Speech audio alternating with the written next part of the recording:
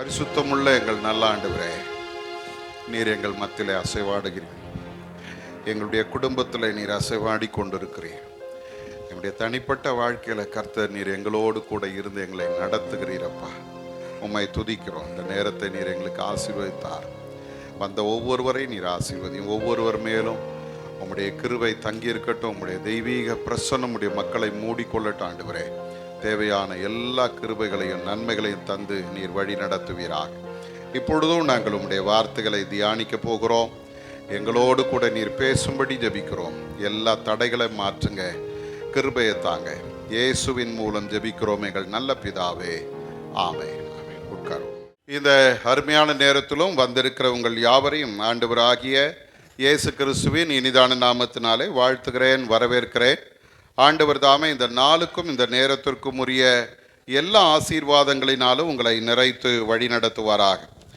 இந்த நாளிலும் நாம் சிந்திக்க இருக்கிற வேத பகுதி, வேத வசனம் 2 கொரிந்தியரின் புஸ்தகம் 10ஆம் அதிகாரம் 18வது வசனத்தை யாராகிலும் ஒருத்தர் வாசிங்க. 2 கொரிந்தியர் 10ஆம் அதிகாரம் 18வது வசனம். தன்னைத்தான் புகழுகிறவன் உத்தமன் அல்ல, கர்த்தரால் புகழப்படுகிறவனே உத்தமன்.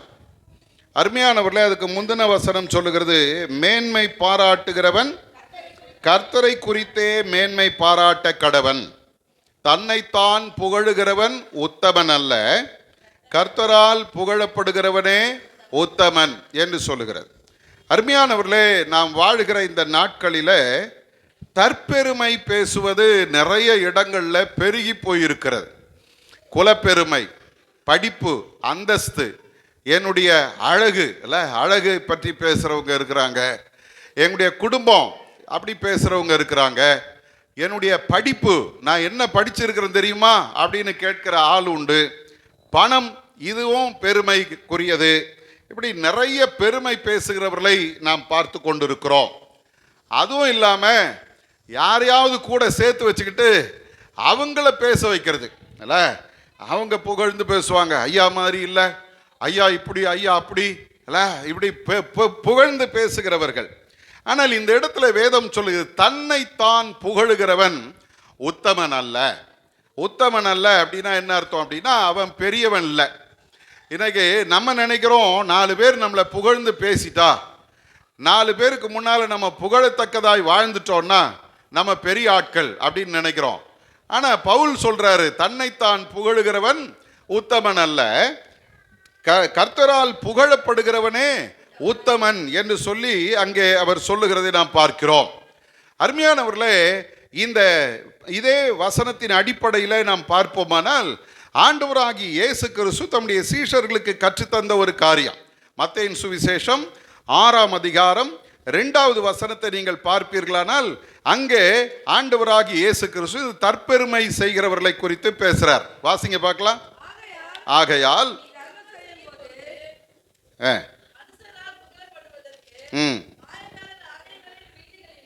பாருங்க, இந்த இடத்துல சொல்றாரு, மனுஷரால் புகழப்படுவதற்கு மாயக்காரர் ஆலயங்களிலும் வீதிகளிலும் செய்வது போல உனக்கு முன்பாக தாரை ஊதுவியாதே என்று சொல்லுகிறார். அருமையானவர்களே, இந்த இடத்துல நாம் பார்க்கும்போது ஆண்டவர் அந்த ஜனங்களுக்கு சொல்லித்தர்றார், தம்முடைய மக்களுக்கு என்ன சொல்றார் பாருங்க. மனுஷரால் புகழப்படுவதற்கு மாயக்காரர் ஆலயங்களிலும் வீதிகளிலும் செய்வது போல என்று சொல்றார். அப்போ அந்த நாட்களில் நடந்த ஒரு காரியம் என்ன அப்படின்னா, ஆலயங்களிலும் வீதிகளிலும் தங்களை புகழ்வதற்கு அவர்கள் என்ன செய்தார்களாம், தாரை ஊதுவித்தார்கள் அப்படின்னு சொல்லுது. அப்போ நம்ம ஊரில் கொஞ்ச காலத்துக்கு முன்னால் ஒரு பழக்கம் இருக்கும். இப்போல்லாம் மாறிட்டாங்க இல்லை. முதல்ல ஏதாவது ஒரு வீட்டில் கல்யாணம் நடந்துச்சுன்னா புனல் கட்டுவாங்க இல்லை, சவுண்டு அதை கட்டுவாங்க. கட்டிட்டு கல்யாணம் முடிஞ்ச பிறகு மொய் எழுதுவாங்க. பார்த்துருக்குங்களா? நான் கிராமத்துக்கு போகும்போது வேடிக்கையாக அதை கேட்பேன். மொய் எழுதுவாங்க. அந்த மொய் எழுதும் பொழுது அங்கே மைக்கில் உட்கார்ந்து இருக்கிறவர் சொல்லுவார், இன்னார் 100 ரூபா எழுதுறார் அப்படின்வாங்க. அப்படியே போயிட்டே இருக்கும். 100 ரூபா, 150 ரூபா, 50 ரூபா, 100 ரூபா, திரும்ப திரும்ப அப்படியே இதை நீங்கள் கேட்டுக்கிட்டே இருந்தீங்கன்னா திடீர்னு ஒருத்தர் எழுதுவார், 1000 ரூபாய் எழுதி இருக்கிறார். உடனே பரவாயில்லையா, அதால இவ்வளோ கொடுத்துருக்குறானே அப்படின்வாங்க. இப்படி ஒவ்வொருத்தரும் எதுக்காக அதை செய்கிறாங்க அப்படின்னா, எக்ஸ்ட்ரா வரும் இல்ல, இவர் இன்னார் இவ்வளோ கொடுத்தாங்க அப்படின்னா அவனே இவ்வளோ கொடுத்தானா, நான் அதுக்கு மேலே கொடுக்கணும் அப்படின்ற ஒரு சூழ்நிலை வருகிறது. எதுக்கு அப்படின்னா, தாரை ஊதுவித்தல். 4 பேர் என்னை புகழணும், அதுக்காக நான் கொஞ்சம் பணம் செலவு பண்ணி எதையாவது செய்யணும். இதில் பார்த்தீங்கன்னா, இதில் இன்னொரு வேடிக்கை என்னன்னா, ஒன்றுமே இல்லைனாலும் போய் கடனை உடனே வாங்கிட்டு வந்தாவது காசை கொடுத்து அந்த மைக்கில் அவங்க பேர் வரணும். அப்படிப்பட்ட ஒரு ஆட்களை, ஒரு கூட்டத்தை நாம் பார்க்கிறோம். திருச்சபையிலும் அப்படித்தான் இருக்கிறாங்க. பெருமைக்காக சிலர் செயல்படுகிறதை நாம் பார்க்கிறோம். அவன் இவ்வளவு செஞ்சானா நான் அதுக்கு மேலே செய்யணும். அது அல்ல. எனக்கு ஆண்டவர் நம்மை பார்த்து சொல்றாரு, தன்னைத்தான் புகழுகிறவன் உத்தமன் அல்ல, கர்த்தரால் புகழப்படுகிறவன் தான் உத்தமன் என்று ஆண்டவருடைய வேதம் சொல்லுகிறது. வேதத்தில் ஒரு மனிதனை நாம் பார்க்கிறோம். அவர் ஒரு ராஜா. நாம் அப்போஸ்தலர் நடவடிக்கைகளின் புத்தகத்தில் 12ஆம் அதிகாரத்துக்கு வந்தீங்கன்னா அங்கே 23வது வசனத்தை வாசி பாருங்க. அப்போஸ்தலர் 12ஆம் அதிகாரம் 23வது வசனம்.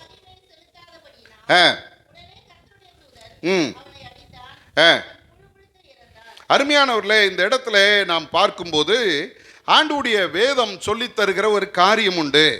ஏரோது என்கிற ஒரு ராஜாவை அங்கே வேதம் நமக்கு சொல்லுகிறது. அந்த ராஜா இப்ப பார்த்தீங்கன்னா, அவனுக்கு எதிராக ஒரு கூட்ட மக்கள் கலகம் பண்ணிட்டாங்க. இப்போ அவர்களுக்கு எதிராக இந்த ராஜா எழும்பின உடனே அவங்க எல்லாம் சேர்ந்து என்ன பண்றாங்கன்னா, பிலாத்துவை தங்கள் வசமாக்கி சமாதானம் கேட்க வருகிறார்கள். இப்போ அவர்கள் எல்லாரும் ஏரோது ராஜாவின் இடத்துல சமாதானம் பேச வந்தாங்க.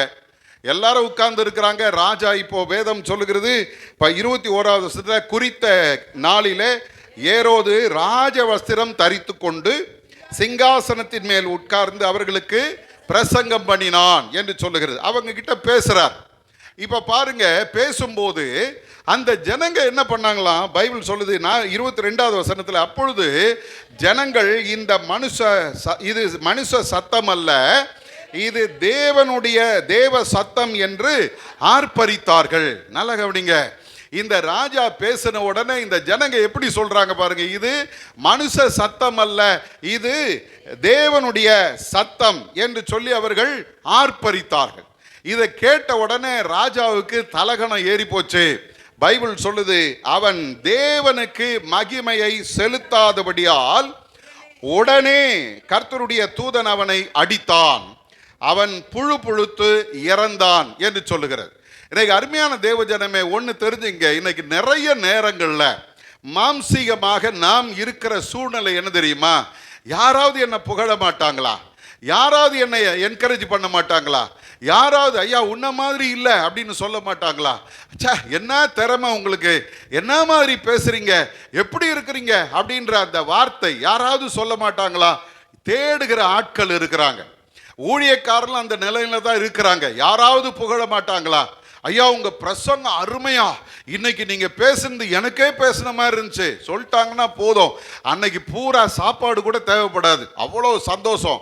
இன்னைக்கு நல்லா தெரிஞ்சுங்க, கனத்தை யாருக்கு கொடுக்க வேண்டும்? கர்த்தருக்கு கொடுக்கணும். அதை செய்யாம போயிட்டா அடி விடும், மறந்துடக்கூடாது. எனக்கு நான் என்கிற அந்த எண்ணம் நமக்குள்ள வரவே கூடாது. வேதம் தெளிவாய் சொல்லி தருகிறது. ஏரோது என்கிற கர்த்தரை அறியாத ஒரு மனிதனுக்கு அந்த நிலைமைன்னா நீங்களும் நானே எம்மாத்திரம். இன்னைக்கு ஆண்டவர் நம்மை பார்த்து சொல்றாரு, உன்னை நீயே புகழ்ந்து கொள்ளாத, கர்த்தரால் புகழப்பட வேண்டியது அவசியம். இன்னைக்கு கிறிஸ்தவ வாழ்க்கை ஒவ்வொரு நாளும் ஆண்டவர் என்னை புகழ வேண்டும், அந்த எண்ணத்தோட வாழ கற்றுக்கொள்ள வேண்டும். மனுஷங்க புகழ்ந்தாங்கன்னா அது ஆபத்து. அடிக்கடி எங்களுக்கு ஒரு அருமையான சுந்தர் சிங் ஐயா அவர்கள் அடிக்கடி சொல்ற ஒரு காரியம் உண்டு, எவ்வளவுக்கு எவ்வளவு ஜனங்கள் உன்னை உயர்த்துகிறார்களோ அவ்வளவுக்கு அவ்வளவு ஒரு பெரிய வீழ்ச்சி உனக்கு இருக்குது, மறந்துடாதன்னுவார்.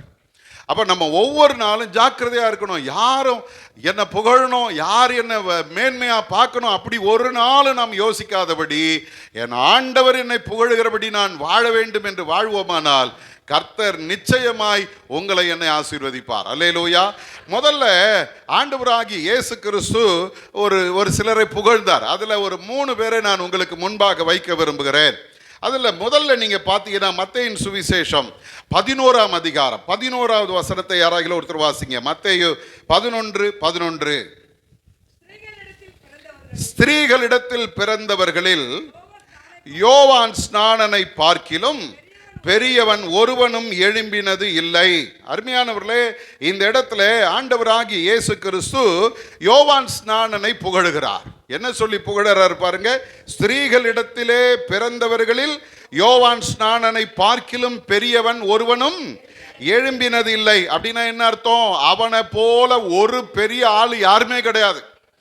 அதுவும் ஆண்டவர் சொல்லும்போது சொல்றார், ஸ்திரீனிடத்தில் பிறந்தவர்கள் என்று சொல்லுகிறார். அப்படின்னா இயேசு தன்னையும் அந்த இடத்துல சேர்த்து கொள்ளுகிறார். என்னை விட யோவான் பெரியவன். ஒரு அல்லேலூயா சொல்லுங்க. அல்லேலூயா. ஆனா இந்த புகழ்ச்சிக்கு அந்த யோவான் இடத்துல காணப்பட்ட நற்குணங்கள் என்ன அப்படின்னு பார்த்தீங்கன்னா, இந்த யோவான் எப்போதும் தன்னை தாழ்த்துகிற ஒரு மனிதனாக இருந்தான். அவனுடைய வாழ்க்கையில பாருங்க, யோவான் 1ஆம் அதிகாரம் 23வது வசனத்தை வாசிங்க. யோவான் 1:23 அங்கே நாம் பார்க்கிற ஒரு சம்பவம் இருக்குது. வாசிங்க. பாருங்க, இந்த இடத்துல சொல்லுகிறது 32 இருந்தே பாருங்க. அவர்கள் பின்னும் அவனை நோக்கி, நீர் யார்? எங்களை அனுப்பினவர்களுக்கு நாங்கள் உத்தரவு சொல்லும்படிக்கு உம்மை குறித்து என்ன சொல்லுகிறீர் என்று கேட்டார். யோவானை குறித்து நம்ம பைபிளில் பார்க்கறது என்ன அப்படின்னா, அவர் வல்லமையான ஒரு மனிதன். அவனுடைய பிரசங்கம் அவ்வளவு வல்லமையா இருந்துச்சு. அவனுக்குள்ளே கர்த்தருடைய ஆவியானவர் இருந்தார். அவனை கொண்டு அநேகர் ஞானஸ்நானம் பெற்றார்கள், ரட்சிக்கப்பட்டார்கள்.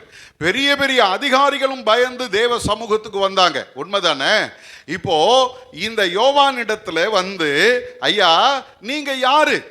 எங்களை அனுப்பினவர்களுக்கு நான் என்ன சொல்ல வேண்டும்? என்ன சொல்லலாம்? சில நேரங்களில் நானும் இந்த மாதிரி ஒரு சிலரை கேட்டு இருக்கிறேன். ஊழியத்துக்கு பிரசங்கத்திற்கு வருகிறவர்களிடத்துல நான் இப்படி கேட்பேன், ஐயா உங்களை பற்றி நான் என்ன அறிமுகம் பண்ணணும்? அதில் ஏறக்குறைய பாதிக்கு மேலே என்ன சொல்லுவாங்க தெரியுமா? அறிமுகம்லாம் ஒன்றும் வேணாயா, என் பேரை சொல்லுங்க, இன்னார் இவ்வளவு காலம் ஊழியம் செஞ்சாருன்னு சொல்லுங்க, அது போதும் அப்படின்வாங்க. ஆனால் ஒரு சிலர் சொல்லுவாங்க, நான் இந்த சர்ச்சு வச்சிருக்கிறேன், இத்தனை பிரான்ச்சு சர்ச் இருக்குது, இத்தனை வருஷம் ஊழியம் செஞ்சிருக்கிறேன், நிறைய பிசாசுகளை துரத்தி இருக்கிறேன், நிறைய தீர்க்க தரிசன வரம் எனக்கு இருக்கிறது, அதெல்லாம் சொல்லுங்கன்னுவாங்க.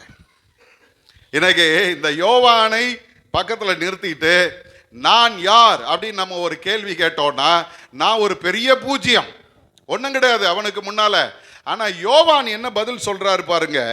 அந்த மனிதர்களுக்கு அவர் சொல்றாரு, கர்த்தருக்கு வழியை செவ்வை பண்ணுங்கள் என்று ஏசாயா தீர்க்கதரிசி சொன்னபடியே நான் வனாந்தரத்திலே கூப்பிடுகிறவனுடைய சத்தமாயிருக்கிறேன் என்றான். அல்லேலூயா, அல்லேலூயா.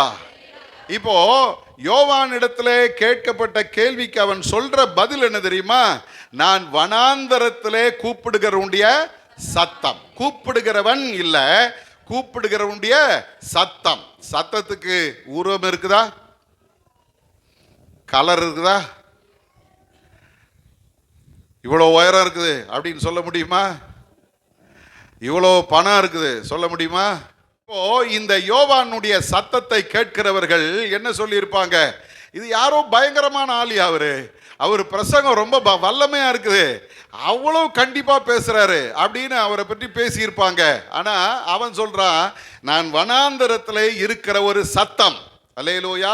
அப்போ இந்த இந்த இந்த இந்த யோவானுடைய வாழ்க்கை நீங்க பார்த்தீங்கன்னா, அவனுடைய செயல்பாடுகள், நல்ல ஊழியம் செஞ்சாரு, பெரிய பிரசங்கம் பண்ணாரு, நிறைய பேர் பயந்து ஆண்டவரை தேடினார்கள். அவ்வளவு வல்லமையுள்ள ஒரு ஊழியக்காரன் தன்னை ஒன்றுமில்லாத சத்தம் என்று சொல்லி தன்னை வெளிப்படுத்துகிறான் என்றால், அவனுடைய வாழ்க்கையில அவனுடைய செயல்கள் எல்லாம் எளிமையான செயல்களாய் இருந்தது. அல்லேலூயா.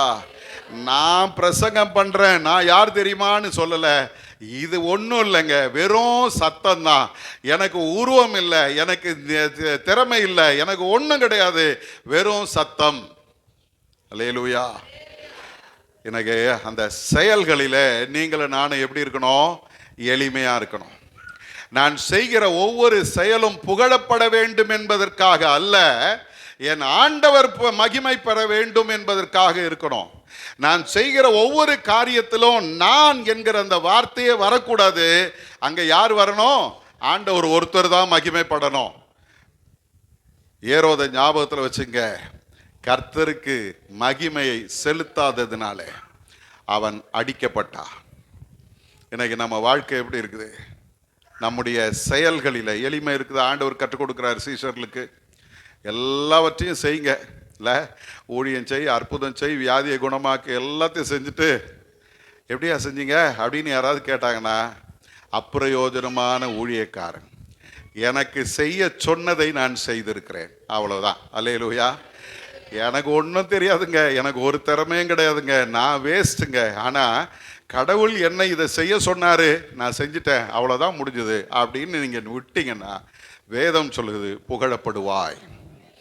ரெண்டாவது, அவனுடைய வாழ்க்கையில் நீங்கள் பார்த்தீங்கன்னா மத்தேயின் சுவிசேஷம் 3ஆம் அதிகாரம் 4வது வசனம் சொல்லுகிறது, இந்த மனிதன், இந்த யோவான் ஒட்டக மயிர் உடையை தரித்து தன் அறையில் வார்க்கச்சையை கட்டி கொண்டிருந்தான். அல்லேலூயா. அவர் என்ன ட்ரெஸ் போட்டிருந்தாரா? ஒட்டக மயிர் உடையை தரித்திருந்தான். ரெண்டாவது, அவன் அறையில வார்க்கச்சையை கட்டி கொண்டிருந்தான். மூன்றாவது, வெட்டுக்கிளியையும் காட்டுத்தேனையும் அவன் ஆகாரமாய் உட்கொண்டான். கொஞ்சம் கவனிங்க, இவருக்கு இருக்கிற வாய்ஸுக்கு இல்ல, எல்லா பெரிய பெரிய அதிகாரிகள் வர்றாங்க, பெரிய ஆட்கள் வர்றாங்க அவர்கிட்ட. யாருக்கிட்டையாவது ஒரு வார்த்தை சொன்னா போதும், அவருக்கு தேவையான அத்தனை உணவுகளும் வந்திருக்கும், விலையேற பெற்ற ட்ரெஸ் வந்திருக்கும். ஆனா அவன் போட்டு இருக்கிற ட்ரெஸ் என்ன ட்ரெஸ் தெரியுமா? ஒட்டக மயிர் உடை. பெல்ட் கட்டி இருக்கிறாரு, அது வார்க்கச்சை அப்படின்னு சொல்லுது. அது அந்த ரெண்டு உடையையும் ஒரு மனுஷன் உடுத்தினான்னா அது குத்திட்டே இருக்கும், அங்கங்க உறுத்திட்டு இருக்கும். அப்படிப்பட்ட கடினமான உடையை யோவான் உடுத்தி இருந்தான். ரெண்டாவது, அவன் சாப்பிட்டது என்ன தெரியுமா? வெட்டுக்கிளி. வனாந்தரத்தில் கிடைக்கிற ஒரு ஆகாரம் அது இல்ல, வெட்டுக்கிளி. ஒரு சிலர் அதை கிழங்கு வகைன்னு சொல்றாங்க, ஒரு சிலர் சொல்றாங்க வெட்டுக்கிளிகளிலே அது கொஞ்சம் பெரிய சைஸ்ன்னு சொல்றாங்க. எப்படியோ அவன் வெட்டுக்கிளியையும் காட்டுத்தேனையும் சாப்பிட்டு வளர்ந்தான். அல்லேலூயா. கொஞ்சம் யோசிச்சு பாருங்களேன், நம்ம ட்ரெஸ் எடுக்க போறோம், 200 ரூபா 300 ரூபா, இதெல்லாம் நமக்கு செட் ஆக மாட்டேங்குது. எடுத்தா ஒரு 500 ரூபா 1000 ரூபா. இன்னும் சகோதரிகள் சொல்லவே வேணாம், கிறிஸ்மஸ் ஆச்சுன்னா வீட்டில் உள்ள பர்ஸெல்லாம் காலி ஆகிடுது. 1ஆம் தேதி வரும்போது வெறுமையாக ஆரம்பிக்கிறோம் இல்லை? கொஞ்சம் யோசிச்சு பாருங்களேன், நம்மளால் சீப்பான ட்ரெஸ்ஸு போடுறதுக்கு கஷ்டமாக இருக்குது. அது தொட்டால் வழவழன்னு இருக்கணும், சாஃப்டாக இருக்கணும், வெயிட்டாக இருக்கக்கூடாது, அது அப்படி இருக்கணும், இது இப்படி இருக்கணும். இப்போ பிள்ளைங்கள்லாம் பார்த்தீங்கன்னா கிழிஞ்சு போன பேண்ட்டு போட்டுன்னு வரான், ரொம்ப அருமையாக இருக்குது. ஒரு காலத்தில் அந்த மாதிரி பேண்ட்டு போட்டாங்கன்னா அவங்கள என்னன்னு சொல்லுவாங்க? பைத்தியக்காரன்னு சொல்லுவாங்க. ஆனால் இப்போ பார்த்தா அவர் தான் பெரிய ஆளா. அப்போல்லாம் கொஞ்சம் கிழிஞ்சாலே தூக்கி ஓர வச்சுருவாங்க, வேணாம் இந்த பேண்ட்டு. நான் எங்களுடைய வீட்டில் பார்த்தீங்கன்னா அந்த மாதிரி பேண்ட்டே இருக்காது, தூக்கி எங்கேயாவது இப்போ வெளியே போட்டுருவோம், இல்லைன்னா இப்போ கறி துணியாக பயன்படுத்துவோம். ஆனால் இப்போ பாருங்க, அந்த கிழிஞ்சு போன பேண்ட்டையே வாங்கிறதுக்கு போட்டி போட்டு போகிறான். பொம்பளை பிள்ளைங்க போடுது, இந்த பக்கம் அப்படி தொங்குது, இந்த பக்கம் இப்படி தொங்குது, விலையேற பெற்றதை போட்டுட்டு தெரிகிறோம். ஆனால் இந்த யோவான் ஸ்நானகனோ தன்னுடைய வாழ்க்கையில் அவனுடைய உடை எப்படி இருந்தது தெரியுமா? எளிமையான உடையாயிரு. அவனுடைய உணவு எப்படி இருந்தது தெரியுமா? எளிமையான உணவாக இருந்தது. இப்போல்லாம் பார்த்தீங்கன்னா நம்ம ஆளுங்க விதவிதமான பேர் வச்சுருக்கோம், சாப்பாட்டுக்கு விதவிதமான பேர். அது நம்ம வாயிலேயே நுழைய மாட்டேங்குது, அதுதான் வேணும் இல்லை? இப்போ பிள்ளைங்களுக்கும் பெற்றோருக்கும் பெரிய போராட்டம் நடந்துன்னு இருக்குது. முதலாவது ஹோட்டலில் போய் வாங்கி சாப்பிடுவாங்க, இப்போ வீட்டில் உட்காந்துக்கிட்டே ஆர்டர் பண்ணிடுறாங்க. அது சொல்லுது, எனக்கு இது வேணும், அந்த இது வேணும், இது இல்லைன்னா நான் சாப்பிட மாட்டேன். அப்பாவும் இருந்த வரைக்கும் எல்லாத்தையும் காலி பண்ணி வாங்கி கொடுக்குறாங்க இல்லை? நம்ம சாப்பிட்றதுலையும் நம்முடைய உணவு உடையிலையும் நம்ம எதை கடைபிடிக்கணும்? எளிமை தேவை. அல்லேலூயா. கர்த்தர் தந்திருக்கிற ஒவ்வொரு பைசாவுக்கும் நீங்களும் நானும் கணக்கு கொடுக்கணும். உண்மைதானா? எதுக்காக ஆண்டவர் உங்களுக்கு காசு கொடுக்குறாரு? நல்லா சாப்பிட்டு என்ன மாதிரி குண்டாரு அப்படின்னா ஆண்டவர் எதுக்காக கொடுக்குறாரு தெரியுமா? அவர் கொடுத்தது அவருக்குரிய. அல்லேலூயா. இன்னைக்கு நிறைய நேரங்களில் யோவானை ஞாபகத்தில் வச்சுங்க, நல்ல பணம் கொடுத்து பொருள் வாங்கணும் அப்படின்னு நினைக்கும் போது யோவானை நினச்சிங்க, வனாந்தரத்தில் ஒருத்தன் அடையாளமே இல்லாமல் தன்னுடைய உணவு உடையெல்லாம் கூட எளிமையாக்கி கர்த்தருக்கு முன்பாக நின்ற பொழுது ஆண்டவர் சொல்றாரு, ஸ்திரீகளிடத்தில் பிறந்தவனில யோவானை போல ஒருவனும் எழும்பினதில்லை. அல்லேலூயா. மூன்றாவது அவனுடைய வாழ்க்கையில நீங்க பாத்தீங்கன்னா, இந்த மனிதனுடைய வார்த்தை இல்ல, லூக்காவின் புஸ்தகம் 3ஆம் அதிகாரம் 16வது வசனத்தை பாருங்க. என்னிலும் வல்லவர் ஒருவர் வருகிறார், என்னிலும் வல்லவர் ஒருவர் வருகிறார், அவர் பாத ரட்சைகளின் வாரை அவிழ்க்கிறதற்கும் நான் பாத்திரன் அல்ல. நான் ஏற்கனவே சொல்லி திரும்பவும் சொல்றேன் பாருங்க. யோவான் இயேசுவுக்கு சொந்தக்காரர். இந்த யோவானை கம்பேர் பண்ணும்போது யோவான் இயேசுவுக்கு அண்ணன் முறை வருது. அவர் ஒரு 6 மாதம் பெரியவர், சரிதானே? 6 மாதம் பெரியவர். ஒரு வீட்டுக்கு போயிருந்தேன், 2 பிள்ளைங்க, ஒரு பொண்ணு ஒரு பையன். இந்த பையன் 2 நிமிஷம் முன்னால பிறந்தான், இந்த பொண்ணு 2 நிமிஷம் பின்னால பிறந்தான். இப்ப 2 பேரும் பேசும்போது இந்த பொண்ணு கோபத்தில் டேய் போடா அப்படின்ட்டா அவனால சகிக்கவே முடியல. ஒரு நாள் போறேன், பயங்கர சண்டை நடக்குது. எப்படிடி நீ என்னை வாடா போடான்னு பேசலாம், நான் உனக்கு அண்ணன். அவ கேட்குறா, எப்படிரா நீ எனக்கு அண்ணன்? 2 நிமிஷம் உன்னை விட முன்னால பிறந்துட்டேன். 2 நிமிஷம் முன்னால பிறந்தவனே தான் தங்கச்சி தன்னை வாடா போடான்னு கூப்பிடுறத தாங்க முடியல. 6 மாசம் முன்னால பிறந்தவன் சொல்றான், என்னிலும் பெரியவர் வருகிறார். அல்லேலூயா. அப்போ அவனுடைய சுயமெல்லாம் விட்டு கொடுத்து அவனுடைய வார்த்தையிலையும் ஒரு எளிமையை நாம் அங்கே பார்க்கிறோம். நான் இல்லைங்க, என்னை விட பெரியவர் ஒருத்தர் வராரு, நான் ஜலத்தினாலே ஞானஸ்நானம் கொடுக்கிறேன், ஆனால் அவர் அக்கினினால ஞானஸ்நானம் கொடுக்கிறவர். சொல்ல முடியுமா? நம்மளை விட வயசுல குறைஞ்சவங்க நம்ம கிட்ட நிற்கும் போது அவங்களை எப்படி மட்டம் தட்டலான்னு தான் பார்க்கிறோமே தவிர அவர்களை உயர்த்தி பேசுவதற்கு நம்மால முடியல. பவுல் சொல்றாரு, ஒவ்வொரு முறையும் நீங்களும் நானும் செய்ய வேண்டிய ஒரு காரியம் என்ன தெரியுமா? மற்றவர்களை நம்மை விட மேன்மையானவர்களாய் எண்ண வேண்டும். அல்லேலூயா, அல்லேலூயா. அடுத்தவங்களை அவனுக்கு ஒன்றும் தெரியாதுங்க அப்படின்றாதீங்க. நிறைய நேரங்களில் நம்ம தெரிஞ்சு செய்கிறோமோ தெரியாமல் செய்கிறோமோ என்ன சொல்கிறோம்? அது வேஸ்ட்டுங்க, அது ஒன்றுத்துக்கும் உதவாதுங்க, அதுக்கு ஒன்றும் தெரியாதுங்க சொல்கிறீங்களா? இன்னைக்கு ஒரு காரியத்தை தெரிஞ்சுங்க, நான் தான் வேஸ்ட்டு, அவங்கெல்லாம் ரொம்ப நல்லவங்க. யார் சொல்கிறாங்களோ அவர்கள் தான் உயர்த்தப்படுவார்கள். அல்லேலூயா. ஏன் தெரியுமா? ஆண்டவர் சொல்லித்தர்றார், தன்னைத்தான் உயர்த்துகிறவனை ஒரு நாளும் மேன்மை காண மாட்டான். ஆண்டவருடைய வேதம் சொல்லுகிறது, மத்தேயு 23ஆம் அதிகாரம் 12வது வசனத்தை வாசிச்சு பாருங்க. தன்னை உயர்த்துகிறவன் தாழ்த்தப்படுவான், தன்னை தாழ்த்துகிறவன் உயர்த்தப்படுவான். ஒரு அல்லேலூயா சொல்லுங்க. ஆண்டவருக்கு முன்னால நீங்களும் நானும் நம்மை தாழ்த்த தெரிந்திருக்க வேண்டும். அல்லேலூயா.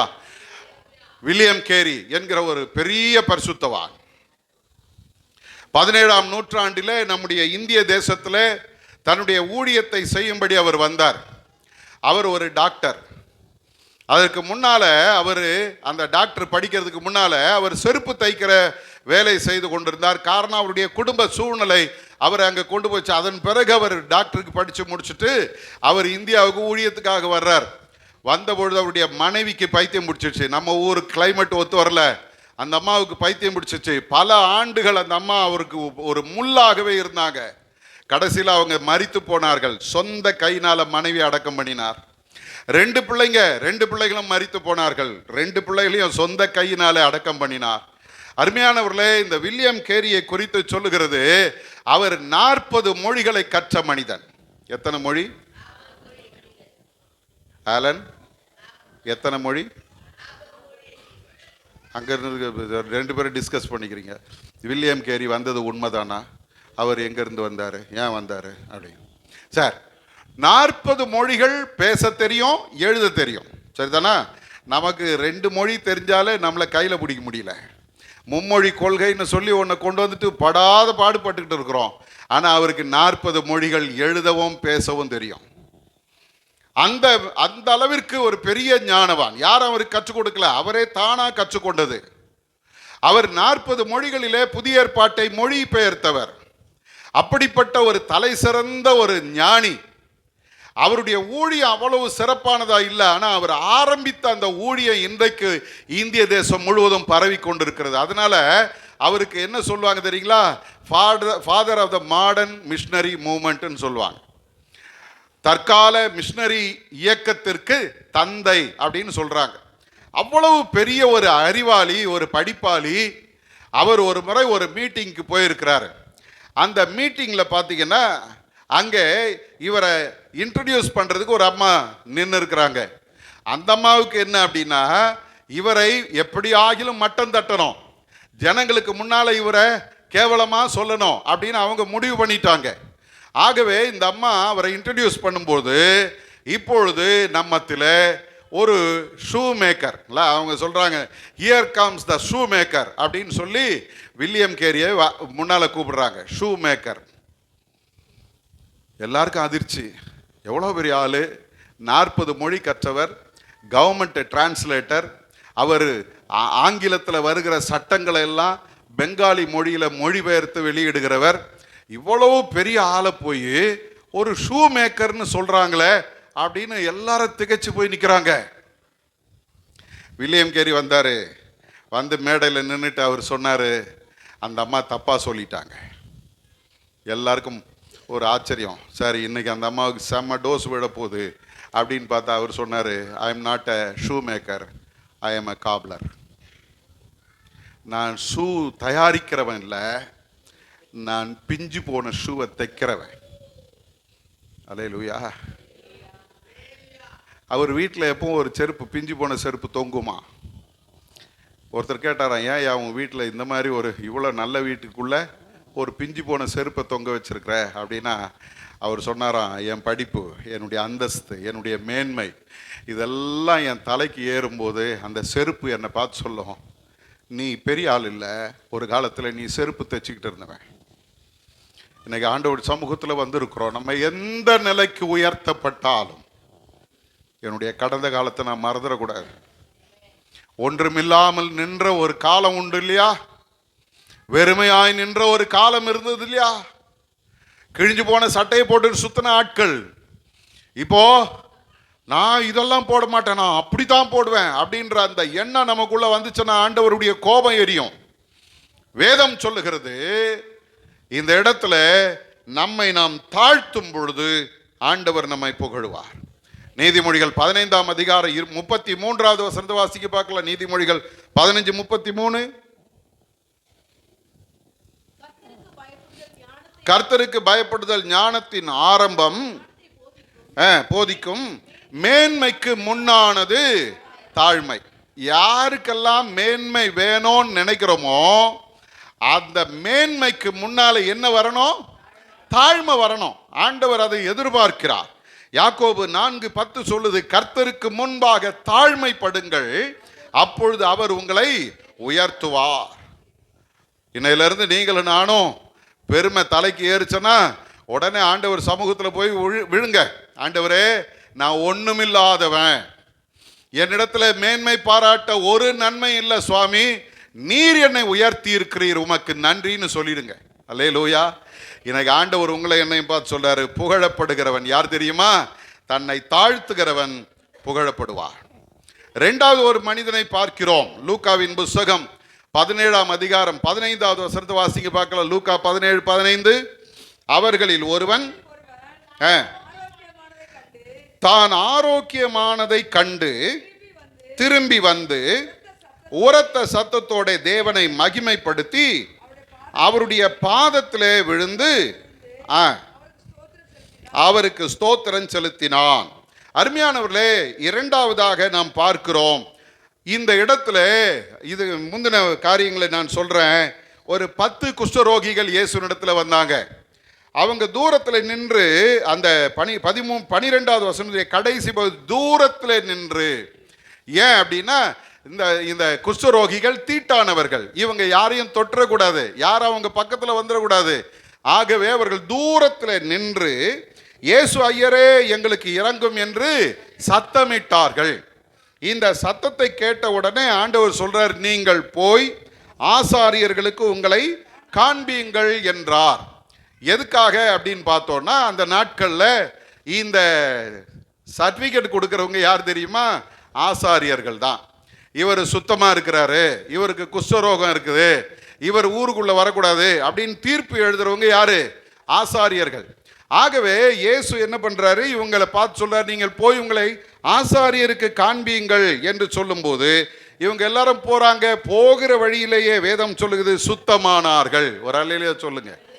ஆண்டவர் எல்லாரையும் நேசிக்கிறவர், எல்லாருக்கும் சுகம் தருகிறவர். அல்லேலூயா. போகிற வழியிலே அவங்க சுகம் பெற்றாங்க. ஆனால் அவர்களில் ஒருவன் தான் ஆரோக்கியமானதை கண்டு திரும்பி வந்து உரத்த சத்தத்தோட தேவனை மகிமைப்படுத்தினான். அவன் என்ன பண்ணானா, அவருடைய பாதத்தருகே முகங்குப்புற விழுந்து அவருக்கு ஸ்தோத்திரம் செலுத்தினான். அவன் சமாரியனாயிருந்தான். நல்லா கவனிங்க. இந்த இடத்துல அந்த வசனம் ஏன் சொல்லப்பட்டது, அந்த வார்த்தை ஏன் சொல்லப்பட்டது அப்படின்னு பார்த்தீங்கன்னா, இந்த யூதர்களுக்கும் சமாரியர்களுக்கும் ஒத்தே வராது. இல்லை, நம்ம ஊரில் ஜாதி சொல்கிறாங்கல்ல, அந்த மாதிரி இவங்க ரெண்டு பேர் ரெண்டு பிரிவு மக்கள். ஆனால் இவங்க முன்னாட்களில் ஒரே கோத்திரத்தை சேர்ந்தவர்கள், அந்த இஸ்ரவேல் கோத்திரத்தை சேர்ந்தவர்கள். இப்போ இவங்க 700 சில்லற கிமுக்கு முன்னால 722 அசீரியர்கள் இந்த சமாரியாவை அவர்கள் பிடித்த பொழுது என்ன பண்ணாங்க, அங்க இருந்த அத்தனை இஸ்ரவேல் மக்களையும் அங்கங்க கொண்டு போய் நாடு கடத்திட்டான். இவங்க போனவங்க பாருங்க, அங்கங்க இருக்கும்போது இவர்களுக்குள்ள ஒரு கூட்டம் என்ன பண்ணாங்க அப்படின்னா, கர்த்தர் நம்மை தண்டித்திருக்கிறார், ஆனால் நிச்சயமாய் ஆண்டவர் எங்களை விடுதலை ஆக்குவார் அப்படின்னு சொல்லி ஆண்டவரை உறுதியாக பிடித்து கொண்டார்கள். அவங்க கடவுளுக்கு உண்மையா இருந்தாங்க. இந்த சூழ்நிலையில இன்னொரு கூட்டம் என்ன பண்ணாங்க தெரியுமா, ஆண்டவர் நம்ம மேல கோபமா இருக்கிறாருங்க, அவர் நம்மை விடுதலை ஆக்குவாரா ஆக்க மாட்டாரா தெரியாது, நம்ம அந்நிய தேசத்துல வந்திருக்கிறோம், இங்க போய் நான் இப்படித்தான் இருப்பேன், நான் இப்படித்தான் செய்வேன் நம்ம இல்லாம அவர்களோட சேர்ந்து கொள்வோம் அப்படின்னு அவங்க முடிவு பண்ணி என்ன பண்ணிட்டாங்க, அந்த ஜனங்களோட கலந்துட்டாங்க. பெண் கொண்டு பெண் கொடுத்து அவர்களோட கலந்துட்டாங்க. அதோட நிறுத்தி இருக்கலாம். அந்த தெய்வங்களையும் தங்களுடைய தெய்வங்களாக ஏற்றுக்கொண்டார்கள். ஆனா இவங்களுக்குள்ள அந்த மோசையினுடைய சட்டதிட்டங்கள் எல்லாம் இருந்தது. ஆனா அதை அவங்க கடைபிடிக்காம உலகத்தை, அந்த அசீரியர்களுடைய தெய்வங்களை வணங்க ஆரம்பித்தார்கள். ஆனாலும் அவங்க புனித பூமியாக கெரிசீம் மலையை தங்களுக்கு சொந்தமாக வைத்திருந்தார். கெரிசீம் மலை, எதுக்கு எடுத்தாலும் அவங்க கெரிசீம் மலையை பேசுவாங்க. ஆனால் யூதர்கள் எதை பேசுவாங்க, எருசலேம் மலையை பற்றி பேசுவாங்க. அப்படிப்பட்ட சூழ்நிலையில் இந்த யூதர்களும் இந்த சமாரியர்களும் எந்த சூழ்நிலையிலும் ஒன்றா வர மாட்டாங்க. ஏன்னா உன்னுடைய தெய்வம் வேற, உன்னுடைய பழக்க வழக்கம் வேற, நீ வேற, நீ கலப்பு ரத்தம், நாங்கள்லாம் சுத்தமானவங்க அப்படின்னு யூதர்கள் இவர்களை ஒதுக்கி வைத்திருந்தார். நீ வேதத்தை வாசித்து பார்த்தீங்கன்னா தெரியும். யோவான் 4ஆம் அதிகாரம் சமாரிய பெண் சொல்லுவா, நான் சமாரிய பெண்ணா இருக்க யூதராகிய நீர் என்னிடத்திலே தண்ணீர் கேட்கலாமா அப்படின்னு கேட்குறாங்க. அதே போல இயேசு எருசலேமுக்கு போகும்போது சமாரியா வழியா போறாரு. அப்போ அங்க இருந்த ஜனங்க என்ன பண்ணாங்க தெரியுமா, இயேசுவை ஏற்றுக்கொள்ளவில்லை. அப்படின்னா என்ன அர்த்தம், சமாரியர்களுக்கும் யூதர்களுக்கும் ஒத்து வராது. ஆனா இங்கே ஒரு மனிதனை பார்க்கிறோம், சுகமான உடனே அவன் இயேசுவின் பாதத்தில் விழுந்து முகங்குப்புற விழுந்து அவரை அவன் பணிந்து கொண்டான், அவரை அவன் புகழ்ந்தான். இவன் அதோட நிக்கல, இவன் புகழ்ந்த உடனே இயேசு சொல்றாரு, சுத்தமானவர்கள் 10 பேர் அல்லவா, மற்ற 9 பேர் எங்கே? அடுத்து சொல்றார், தேவனை மகிமைப்படுத்துகிறதுக்கு இந்த அந்நியனே ஒழிய மற்ற ஒருவனும் திரும்பி வர காணோமே என்று சொல்லி ஆண்டவர் அங்க அவனை பார்த்து சொல்றாரு, நீ எழுந்து போ, உன் விசுவாசம் உன்னை ரட்சித்தது. அல்லேலூயா. கொஞ்சம் யோசிச்சு பாருங்களேன், இந்த மனுஷன் செஞ்ச காரியத்தை நாமும் செய்யும்படி கர்த்தர் விரும்புகிறார். அல்லேலூயா. சுகமானா அடுத்தது அவன் என்ன பண்ணா தெரியுமா? ஆசாரியர்களை கூட போய் பார்க்கல, நேரா இயேசுவின் பாதத்தில் வந்து விழுந்தான், அவரை பணிந்து கொண்டான், அவரை புகழ்ந்தான், அவரை துதித்தான். இன்னைக்கு அருமையான தேவஜனமே, நன்றி சொல்லுகிறவர்களை கர்த்தர் புகழ்வார். அல்லேலூயா.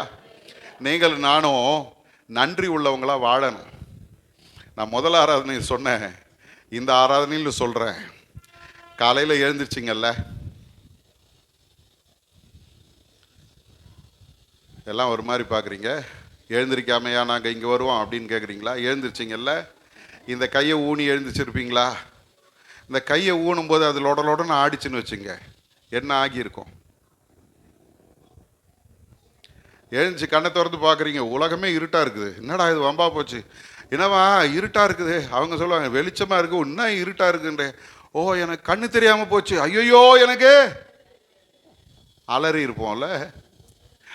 படுத்தோம், பக்கத்தில் படுத்திருந்தவங்க எழுந்துச்சு, ஏம்மா எழுந்திரிம்மா, காப்பி போடு, டைம் ஆச்சு, சர்ச்சுக்கு போனோம் அப்படின்னு தட்டும்போது சூடு சொரணம் இல்லாமல் குளிர்ந்து போய் கிடந்துருந்தோன்னா இன்னைக்கு என்ன ஆயிருக்கும்? என்ன ஆயிருந்துக்கும்? ஏரோசலே ஏனோ. ஒரு சிலருக்கு இந்த பாட்டு பாடினாலே பயமாக இருக்கும். ஏன் இந்த பாட்டை பாடுறேன்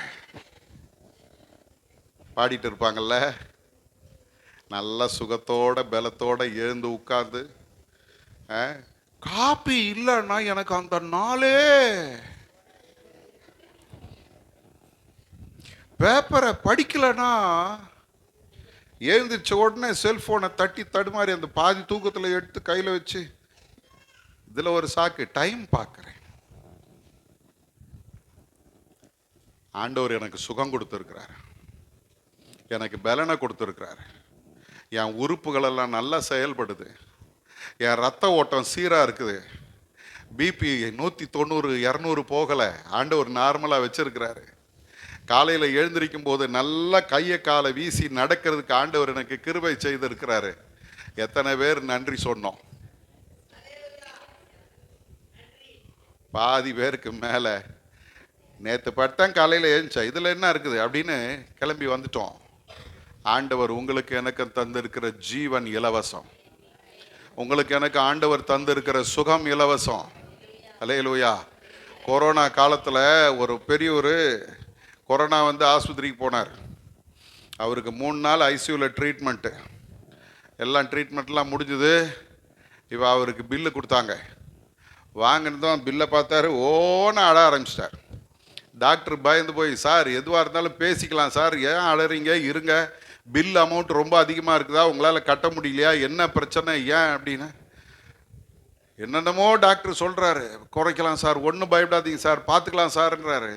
கடைசியாக இந்த மனுஷன் சொன்னாயா, இல்லை டாக்டர் அதெல்லாம் ஒன்றும் இல்லை, நீ போட்ட பில்லுக்காக நான் அடலை, 3 நாள் ஐசியூவில் வச்சு ஆக்சிஜன் கொடுத்ததுக்கே எனக்கு 2.5 லட்சம் ரூபாய் பில்லு போட்டிருக்கிறிய. 65 வருஷம் நான் வாழ்ந்துருக்கிறேன், இல்லை 65 வருஷம் வாழ்ந்துருக்கிறேன். ஒவ்வொரு நாளைக்கும் அவர் பில்லு போட்டிருந்தாருன்னா நான் என்னத்தை கட்டியிருப்பேன், எப்படி நான் வாழ்ந்திருப்பேன். என் ஆண்டவர் எனக்கு தந்திருக்கிற இந்த இலவசத்துக்காக நான் மனசு நிறைஞ்சு அழுது ஆண்டவருக்கு நன்றி சொல்கிறேன்னாரா. அல்லேலூயா. எத்தனை பேர் நன்றி கெட்டவர்களாய் சுற்றி கொண்டு இருக்கிறோம் தெரியுமா? சாட்சி சொல்கிறதுக்கு நமக்கு கூச்சமாக இருக்குது. யாராவது சிரிப்பாங்கய்யா, யாராவது கிண்டல் அடிப்பாங்கய்யா, யாராவது ஏதாவது சொல்லுவாங்கய்யா. ஆண்டவரை மகிமைப்படுத்துறதுக்கு யார் என்னங்க சொல்லணும்? கொஞ்சம் யோசிச்சு பாருங்க. யூதனுடைய காலில் போய் ஒரு சமாரியன் விடுறான். ஆண்டவர் சொல்றாரு, ஏவா இவன் அந்நியனா இருக்கும்போது இவன் வந்து என் காலில் விடுறான், நம்ம ஆளுங்க எங்கேயா போனாங்க? எனக்கு ஆண்டவர் இங்கே வந்து நிற்கும் போது உங்களெல்லாம் பார்த்தாருன்னா உண்மையிலேயே என் பிள்ளைங்க ரொம்ப நன்றி உள்ளவங்கன்னு சொல்கிறாரா, இல்லை இதுங்க நன்றி கட்டதுங்க, செஞ்ச நன்மையை மறந்துட்டு மனம் போல வாழ்ந்துக்கிட்டு இருக்கிறாங்கன்னு சொல்லுவாரா? எப்படி நம்முடைய வாழ்க்கை? இன்னைக்கு ஆண்டவருடைய வேதம் சொல்லுகிறது, ஏசாயா 43:21 சொல்றாரு, இந்த ஜனத்தை எனக்கென்று ஏற்படுத்தினேன், இவர்கள் என் துதியை சொல்லி வருவார்கள். அல்லேலூயா. துதியை சொல்லி வருவார்கள். இன்னைக்கு நிறைய நேரங்கள்ல நம்ம ஆண்டவரை துதிக்க மறந்து போகிறோம். துதி நேரம்னு சொன்னாலே சிலருக்கு அது கசப்பா இருக்குது.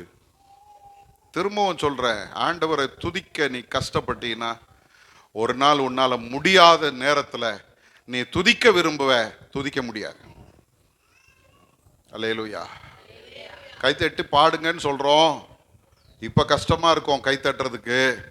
ஆனா ஒரு நாள் வரும், இந்த கையை தூக்க முடியலையா, இவ்வளவுதான் வருது, இதுக்கு மேல வரமாட்டேங்குது, நான் என்ன பண்றது அப்படின்னு நீங்க சொல்லும்போது நீ நினைச்சாலும் கர்த்தரை கரங்களை தட்டி துதிக்க முடியாது. அல்லேலூயா. அல்லேலூயா. சொன்னா கஷ்டமா இருக்குது. ஒரு நாள் வரும், நாக்கு அப்படி ஓரமா இழுத்துன்னு போயிடும். அப்படின்னா நல்லா இருக்கும் போதே கர்த்தரை துதிங்க. உனக்கு ஜீவனை கர்த்தர் கொடுத்திருக்கிறது எதற்காக தெரியுமா? உங்களுக்கு எனக்கு ஜீவனை ஏன் தந்திருக்கிறார் தெரியுமா? இவர்கள் என் துதியை சொல்லி வருவார்கள். அல்லேலூயா. ஆண்டவரை துதிங்க, ஆண்டவரை துதிங்க, ஒவ்வொரு முறையும் துதிங்க. டோனாவூரில் ஒரு நல்ல பழக்கம் இருக்குது. என்னன்னா, ஒவ்வொரு மணி நேரத்துக்கும் அங்கே ஒரு பெல் டவர் இருக்கும், அங்கே பெல் அடிக்கும். அந்த ஒவ்வொரு மணி நேரத்துலையும் பெல் அடிக்கும் போது அவங்க என்ன வேலை செஞ்சுட்டு இருந்தாலும் அப்படியே விட்டுட்டு நிற்பாங்க. நின்று ஆண்டவருக்கு ஒரு 2 நிமிஷம் நன்றி சொல்லிட்டு திரும்ப அவங்க வேலையை ஆரம்பிப்பாங்க. ஒவ்வொரு மணி நேரமும் இந்த மணி நேரத்தை இந்த 1 மணி நேரம் எங்களை பாதுகாத்தீங்களப்பா, நன்றி சொல்லியிருக்கிறோமா?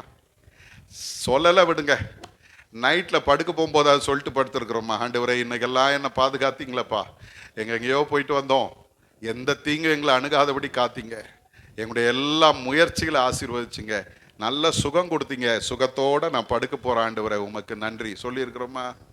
சொல்லலைன்னா இன்னையிலேருந்து சொல்லுங்க, ஒவ்வொரு நாளும் சொல்லுங்க. காலையில் எழுந்திரிச்ச உடனே சொல்லுங்க, ஆண்டவரே எனக்கு ஜீவனை கொடுத்துருக்குறீங்கப்பா, இந்த நாளை நான் பார்க்க எனக்கு உதவி செய்திருக்கிறீங்க. எத்தனையோ பேர் இந்த கிருபை இழந்து போயிட்டாங்க, எனக்கு நீங்கள் தந்திருக்கிறீங்க, உமக்கு நன்றி. என் கை கால் நல்ல செயல்படுதுப்பா, உமக்கு நன்றி சொல்லி பாருங்க. நீங்கள் நன்றி சொல்ல சொல்ல சொல்ல இன்னும் ஆண்டவர் உங்களை பார்த்து சொல்லுவார். அந்த அந்த அந்த மனுஷனை பார்த்து ஆண்டவர் சொல்ற, நீ எழுந்து போ, உன் விசுவாசம் உன்னை ரட்சித்தது. அல்லேலூயா. வேற யாருக்கும் அந்த 9 பேருக்கு இந்த ஆசீர்வாதம் இல்லை. உன் விசுவாசம் உன்னை ரட்சித்ததுன்ற அந்த ஆசீர்வாதம் இல்லை. போனா சுகமானா எங்கேயோ போயிட்டாங்க. இப்போ இவனுக்கு ஆண்டவர் ஒரு புகழ்ச்சி தர்றாரு, உன் விசுவாசம் உன்னை. அப்போ முதல்ல பார்த்தா யாரை புகழ்கிறார்? தாழ்த்துகிறவனை புகழ்கிறார். 2வது யாரை புகழ்கிறார்? நன்றி சொன்னவனை புகழ்கிறார். 3வது மார்க் 12ஆம் அதிகாரம் 43வது வசனத்தை யாராலும் ஒருத்தர் வாசிங்க. மார்க் 12:43. அப்பொழுது அவர் தம்முடைய சீஷரை அழைத்து காணிக்கை பெட்டியில் பணம் போட்ட மற்ற எல்லாரை பார்க்கிலும் இந்த ஏழை விதவை அதிகமாய் போட்டாள் என்று மெய்யாகவே உங்களுக்கு சொல்லுகிறேன் என்று சொல்லுகிறார்.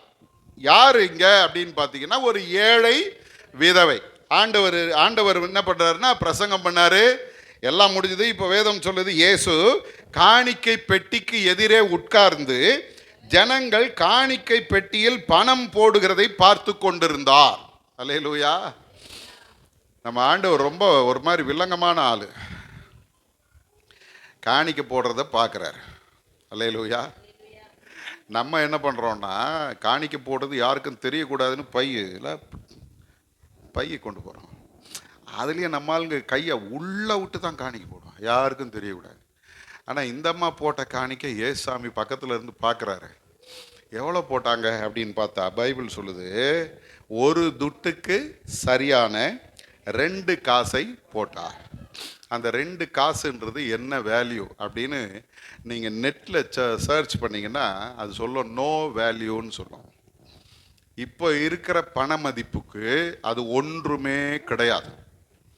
அந்த நாட்களில் இந்த பைபிள் சொல்கிறது இல்லையா, 1 துட்டுன்னு சொல்லுது பாருங்க, அந்த துட்டு தான் அந்த நாட்களில் இருக்கிறதுலையே குறைவான பணம். நம்ம ஊரில் எவ்வளவு குறைவானது? 1 ரூபா. இப்போ நான் 50 காசு உங்ககிட்ட கொடுத்தோன்னா நீங்கள் என்ன சொல்வீங்க?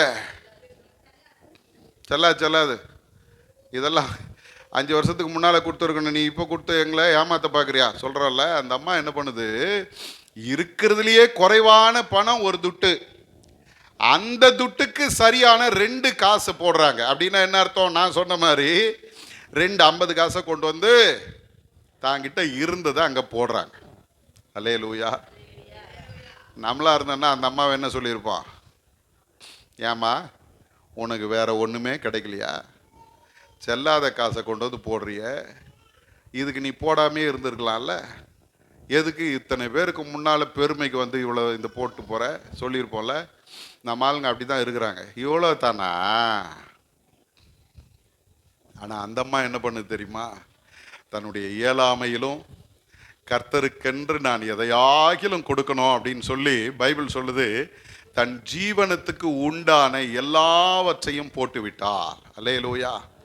அடுத்த வேலைக்கு அவங்களுக்கு எந்த பணமோ கிடையாது, என்ன செய்ய போகிறோம் தெரியாது, எல்லாமே கொண்டு வந்து ஆண்டவருடைய சமூகத்தில் போட்டு விட்டார். இன்னைக்கு அருமையான தேவஜனமே, ஆண்டவர் யாரை புகழ்ந்தார் தெரியுமா?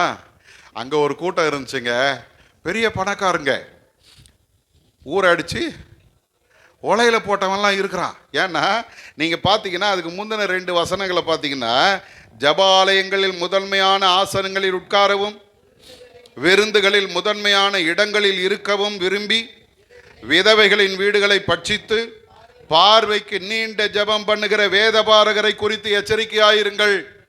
வேதபாரகர் யாரு? பெரிய அங்கி போட்டு, எங்க வாத்தியார் ஒருத்தர் அடிக்கடி சொல்லுவாரு, அங்கி திரளான பாவங்களை மூடும். யாருக்கும் புரியல, சந்தோஷம்.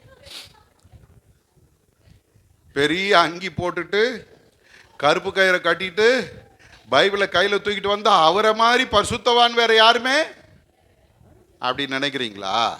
இல்லை. பைபிள் சொல்லுது, அவங்க என்ன பண்ணாங்களா? முதன்மையான ஆசனங்களில் உட்காரவும் விருந்துகளில் முதன்மையான இடங்களில் இருக்கவும் விரும்பி விதவைகளின் வீடுகளை பட்சித்து. அப்படின்னா என்ன அர்த்தம்? இருக்கிறதுலையே பஞ்ச பரதேசி யாரு? அவங்க வீட்டில் போய் திருடிட்டு வர்றான், அவங்கள கொள்ளை அடிச்சுட்டு வர்றான். கொள்ளை அடிச்சுட்டு வந்து அதை எங்க போட்டாங்க? காணிக்கை பையில போட்டான். அடிக்கடி நான் யோசிப்பேன், திருப்பதிக்கு போனா கட்டுக்கட்டா பணத்தை கொண்டு வந்து, நம்ம சர்ச்சில் ஒரு ஆள் அந்த மாதிரி யாரும் இல்லையே, அடிக்கடி நினைப்பேன். ஆனால் அப்புறம் தான் புரிஞ்சுது, அவன் கொள்ளை அடிச்சு ஊரை ஏமாற்றி எத்தனையோ பேருடைய வாழ்க்கையை கெடுத்து அதை கொண்டு வந்து எங்கே போடுறான்? நீ ஒன்றுமே இல்லாமல் வந்து கொஞ்சம் உன்னால் முடிஞ்சதை நீ போடுற பாரு, அதை புகழ்ந்து பேசுகிற ஒரு ஆண்டவர் தான் என்னுடைய ஆண்டவர். அல்லேலூயா. எனக்கு அருமையான தேவஜனமே, ஒரு ஒரு ஊழியக்காரர் இப்படி எழுதியிருந்தாரு, விதவைகளின் வீட்டை பட்சித்து காணிக்க போட்டவன் ஒரு கூட்டம். அந்த பட்சிக்கப்பட்ட விதவையில் ஒருத்தி இந்த அம்மா தனக்கு மீந்ததை கொண்டு வந்து என்ன பண்ணிட்டாங்க? இப்போ ஆண்டவருக்கு காணிக்க போட்டாங்க. கொள்ளை அடிச்சவனும் காணிக்க போட்டான், ஏமாந்தவங்களும் காணிக்க போட்டாங்க. ஆனால் யாரை கர்த்தர் புகழுகிறார்? ஒண்ணுமே இல்லாத ஏமாந்து போய் பரதேசியா நினைச்சு பாருங்க ஒரு அம்மா, அந்த அம்மாவுடைய காணிக்கையை கர்த்தர் அங்கீகரிக்கிறார். அல்லேலூயா. இன்னைக்கு ஆண்டவருடைய சமூகத்தில் வந்திருக்கிறோம். நீங்களும் நானும் கர்த்தருக்கு கொடுக்கறதுல எப்படி இருக்கிறோம்? நம்ம என்ன பண்றோம்? தசம பாகம்னு ஒன்று சொல்றோம், உண்மைதானே? ஹலோ, நம்ம எல்லாத்துக்கும் பல காமிச்சோம். காணிக்கன்னு வந்த உடனே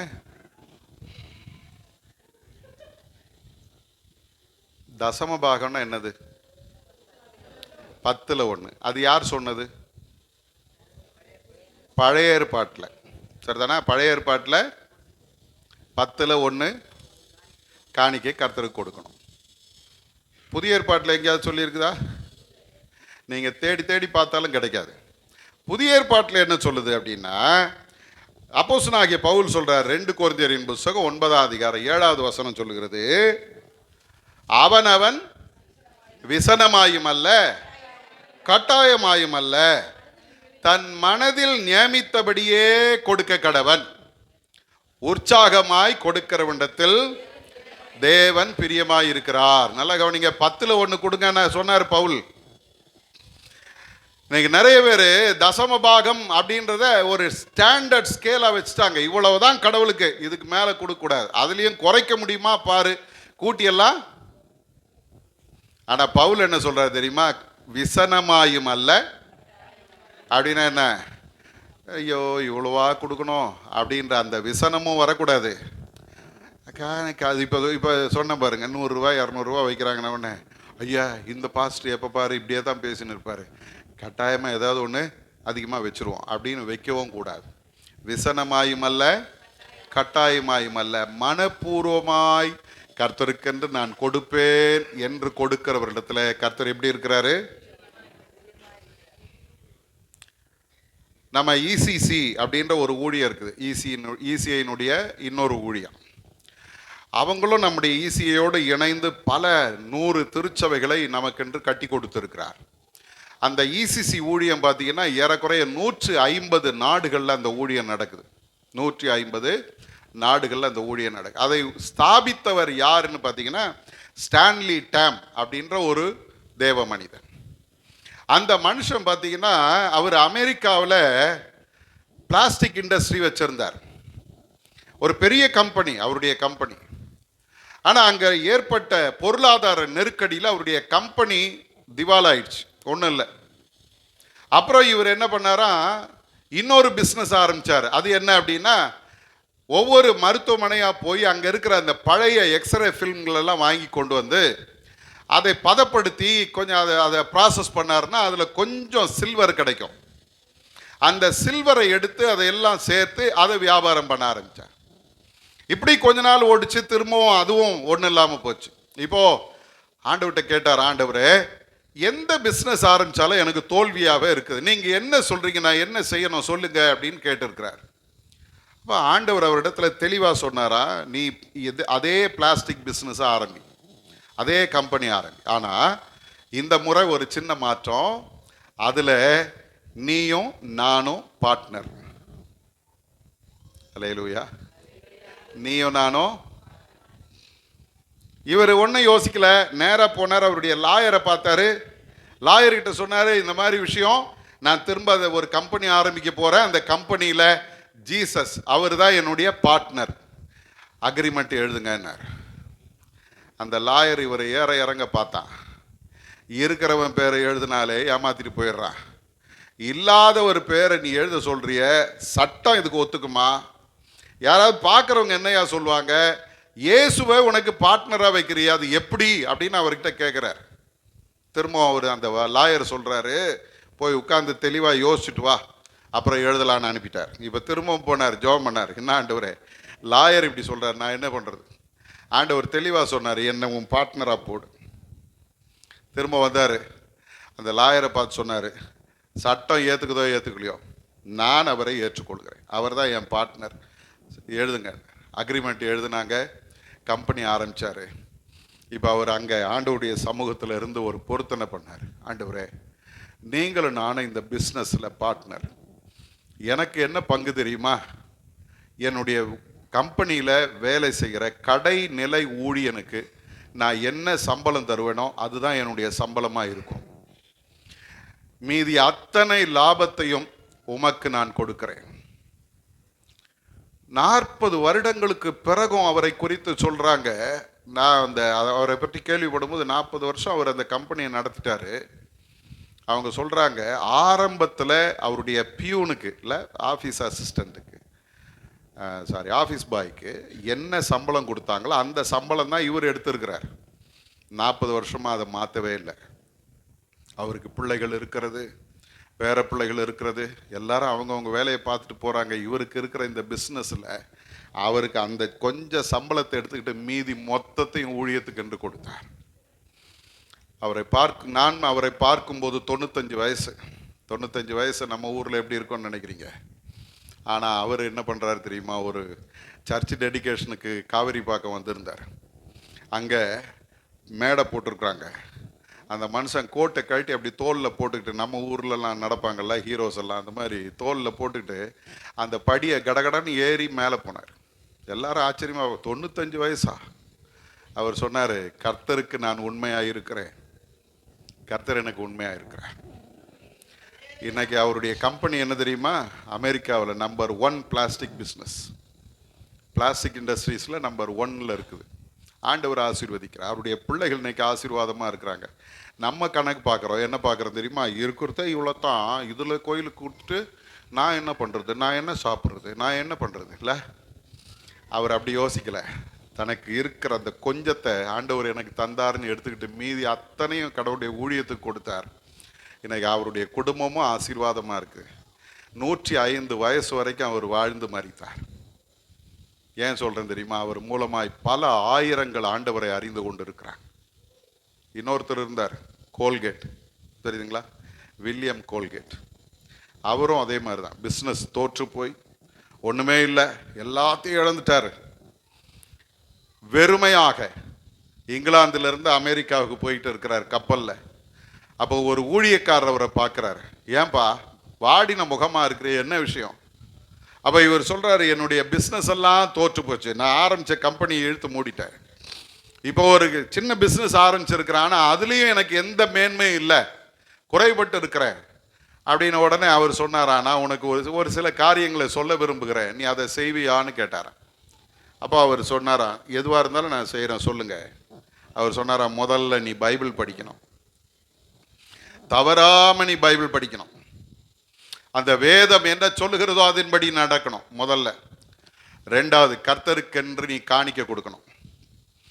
நீ ஆண்டவருக்கு எவ்வளவுக்கு எவ்வளவு காணிக்க கொடுக்குறியோ அவ்வளவுக்கு அவ்வளவு கர்த்தர் உன்னை ஆசீர்வதிப்பார் சொல்லிட்டு அவர் வாட்டுன்னு ஒரு ஜெபம் பண்ணிட்டு போயிட்டார். இப்போ அந்த வில்லியம் கோல்கேட் உட்கார்ந்து யோசிக்கிறார், கடவுளுக்கு நான் எவ்வளவு தருவது? யோசிச்சவர் அங்கேயே ஒரு பொருத்தனை பண்ணுறார், ஆண்டவரே நான் 10ல் 1 தர்றேன். கொஞ்ச நாள் ஆச்சு, இவருடைய பிஸ்னஸ் கொஞ்சம் கொஞ்சமாக பெருக ஆரம்பிச்சது. இப்போ முடிவு பண்ணார், ஆண்டவரே 10ல் 1 இல்லை, 10ல் 5 நான் உனக்கு தருகிறேன். இன்னும் அவருடைய பிஸ்னஸ் வளர ஆரம்பிச்சது. கொஞ்ச காலத்துக்கு பிறகு அவர் பொருத்தனை பண்ணார், 10ல் 9 பகுதி நான் உமக்கு தருகிறேன் ஆண்டவரே. இன்னைக்கு கோல்கேட் தெரியாத ஆட்களே கிடையாது, உண்மைதானே? கோல்கேட் கம்பெனி உலகத்தில் எந்த கம்பெனி பேஸ்ட் வெளியே வருதோ அதுக்கு முந்தி அவங்களுடைய பேஸ்ட் வெளியே வரும். எல்லா வகையிலும் அவங்க இன்னைக்கு உலகம் முழுவதும் அவங்களுடைய கம்பெனிகள் பரவி இருக்கிறது. காரணம் தெரியுமா? கர்த்தருக்கு உண்மையாக இருந்தார்கள். இன்னைக்கு ஆண்டவர் உங்ககிட்ட என்கிட்ட எதிர்பார்க்கறது தான், அந்த கொஞ்சத்தில் உண்மையாக இருக்கிறோமா? கர்த்தர் தருகிற 10 பைசாவாக இருந்தாலும் அதில் நம்ம உண்மையாக இருக்கணும். அல்லேலூயா. அந்த 10 பைசாவில் நான் உண்மையாக இல்லைன்னா என்னை நம்பி ஆண்டவர் 1 ரூபா தர முடியாது. அந்த 1 ரூபாயில் நான் உண்மையாக இல்லைன்னா கர்த்தர் என்னை நம்பி 100 ரூபா தரமாட்டார். அந்த 100 ரூபாயில் நான் உண்மையாக இல்லைன்னா கர்த்தர் என்னை நம்பி 1000 தரமாட்டார். அந்த 1000ல் நான் உண்மையாக இல்லைன்னா என்னை நம்பி கர்த்தர் லட்சங்களை தரமாட்டார். கொஞ்சத்தில் உண்மையாக இருந்தால் புகழப்படுவாய். கர்த்தருக்கு கொடுத்த அந்த ஏழை விதவை தன்னிடத்துல இருந்த ஒரு மதிப்பும் இல்லாத அந்த 2 துட்டை அங்க போட்டாங்க. அத்தனை பேருக்கும் முன்னால இயேசு அவங்கள பார்த்து சொல்றாரு, இவர்கள் எல்லாரை காட்டிலும் இவள் அதிகமாய் போட்டார். அல்லேலூயா. கண்களை மூடுவோமா? ஆண்டவருடைய சமூகத்தில் வந்திருக்கிறோம். 3 பேரை நான் உங்க முன்னால வச்சிருக்கிறேன். தன்னை தாழ்த்துகிறவனை கர்த்தர் புகழுவார். 2வது நாம் பார்த்தோம், நன்றி சொல்லுகிறவர்களை கர்த்தர் புகழுவார். 3வது நாம் பார்த்தோம், உற்சாகமாய் கர்த்தருக்கு கொடுக்கிறவர்களை கர்த்தர் புகழுவார். நாம் எப்படி இருக்கிறோம்? தாழ்மை நமக்குள்ள இருக்கிறதா? நம்மை விட மற்றவர்களை மேன்மையாய் கருத நம்மால முடிகிறதா? யோவானுடைய வார்த்தையில தாழ்மை இருந்தது, யோவானுடைய வாழ்க்கையில தாழ்மை இருந்தது, யோவானுடைய செயல்களிலே தாழ்மை இருந்தது. அதைத்தான் கர்த்தர் புகழுறாரு. ஸ்திரீகளிடத்தில் பிறந்தவர்களிலே யோவானை போல ஒருவனும் இல்லை. 2வது நாம் பார்த்தோம், புறஜாதி மனிதன். ஆண்டவருக்கு அவனுக்கு சம்மந்தமே கிடையாது. அவன் நம்பிக்கை வேற, அவனுடைய வாழ்க்கை முறை வேற, அவன் ஒதுக்கப்பட்டவன். ஆனா இயேசு தனக்கு சுகம் கொடுத்த உடனே யாரு வர்றாங்களோ இல்லையோ, 10 பேர் வந்தோம், 9 பேர் வரல, நான் மட்டும் எப்படி போறதுன்னு அவன் யோசிக்கல. நான் போவேன், கர்த்தரை புகழ்வேன் என்று அவருடைய பாதத்தில் வந்து முகம் குப்புற விழுந்தவரை பணிந்து கொண்டவரை புகழ்ந்தான். ஆண்டவர் அவனை புகழுகிறார். இன்னைக்கு நன்றி சொல்லுகிறதுக்கு நம்மை ஒப்பு கொடுப்போம். சின்ன காரியமோ பெரிய காரியமோ, கர்த்தர் எனக்கு செய்த நன்மைக்காக ஆண்டவருக்கு நான் நன்றி சொல்வேன். 4 பேருக்கு முன்னால நின்று சத்தமா சொல்லுவேன், ஆண்டவர் எனக்கு இந்த நன்மையை செய்தார் என்று சொல்லுவேன். ஒப்பு கொடுத்து பாருங்க, கர்த்தர் உங்களை இன்னும் மேன்மைப்படுத்துவார். 3வது, உனக்கு இருக்கிற கொஞ்சம் கணக்கு பார்த்து அதை ஒதுக்கி வைத்திருக்கிறாய். ஆண்டவர் சொல்றாரு, உற்சாகமாய் கொடுப்பாயானார். யாரும் உன்னை கட்டாயப்படுத்த கூடாது, யாருக்கும் நீ மனவிசனத்தோடு தரக்கூடாது. தைரியமாய், மனப்பூர்வமாய், உற்சாகமாய் நீ கொடுக்க ஆண்டவர் உன்னிடத்துல எதிர்பார்க்கிறார். பல நேரங்கள்ல எனக்கு இல்லை நம்ம எடுத்து வைக்கிறோம். அதனுடைய பலன் என்ன தெரியுமா? ஒண்ணுமே இல்லை. இது இருந்தா நாளைக்கு உதவும்னு நினைக்கிறோம். ஒண்ணு தெரிஞ்சுங்க, இறைக்கிற கிணறு தான் சுரக்கும். கர்த்தருக்காக கொடுத்து ஒருத்தரும் தரித்திரராய் போனது கிடையாது. ஆண்டவருக்கு கொடுத்து ஆசீர்வதிக்கப்பட்டவர்கள் தான் இருக்கிறார்களே தவிர தரித்திரமாய் போனவர்கள் இல்லை. எனக்கு ஆண்டவர் உங்களுக்கு எனக்கு ஒரு சேலஞ்சா வைக்கிறாரு, கொடுத்து பார், நான் உனக்கு அமுக்கி குலுக்கி சரிந்து விடும்படி நன்றாய் அளந்து உன் மடியிலே போடுவேன். உன்னை நான் புகழுவேன். 4 பேர் உன்னை புகழும்படி நான் மேன்மைப்படுத்துவேன். உன் வாழ்க்கை ஆசீர்வாதமாய் இருக்கும்னு கர்த்தர் சொல்றார். ஒப்பு கொடுப்போமா? பரிசுத்த பிதாவே, இந்த வார்த்தைகளை நீர் எங்களுக்கு ஆசீர்வதித்தார். தாழ்மைப்பட எங்களுக்கு உதவி செய்யும் சுவாமி. எந்த சூழ்நிலையிலும் பெருமை எங்களுக்குள்ள வராதபடி நீர் காத்துக்கொள்ளும். கர்த்தரை எப்போதும் புகழுகிறதுக்கு எங்களுக்கு உதவி செய்யுங்க. நன்றி அறிதல் உள்ளவர்களாய் இருக்கும்படி கிருபை செய்யுங்கப்பா. நீர் செய்த எல்லா நன்மைகளையும் நினைத்து நாங்கள் ஒவ்வொரு நாளும் ஒவ்வொரு நிமிடமும் ஞாபகம் வரும்போதெல்லாம் உமக்கு நன்றி சொல்ல எங்களுக்கு கிருபை செய்யும். எல்லாவற்றுக்கும் மேலாக மனப்பூர்வமாய் உற்சாகமாய் கர்த்தருக்கு கொடுக்கிற அந்த நல்ல இருதயத்தை நீர் எங்களுக்கு தாரும். உம்மாலே புகழப்பட்டவர்களாய் நாங்கள் இருக்கட்டும். தொடர்ந்து உமக்கென்று சாட்சிகளாய் வாழட்டும். இயேசுவின் மூலம் ஜெபிக்கிறோம் பிதாவே.